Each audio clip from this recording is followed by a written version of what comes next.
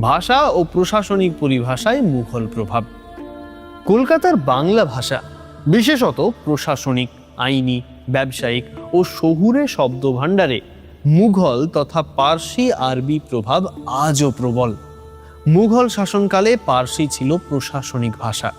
এর ফলে বহু শব্দ বাংলায় প্রবেশ করে, যা কলকাতার কথ্য ও লিখিত ভাষার অংশ হয়ে ওঠে।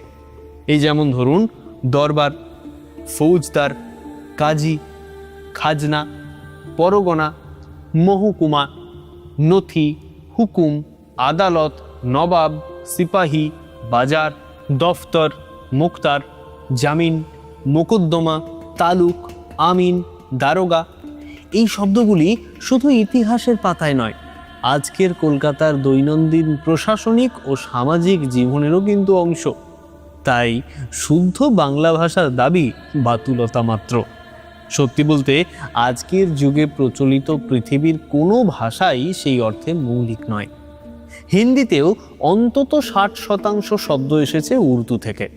ইংরেজিতে আছে ফরাসি, আইরিশ, ইতালীয়, আরও কত ভাষার প্রভাব।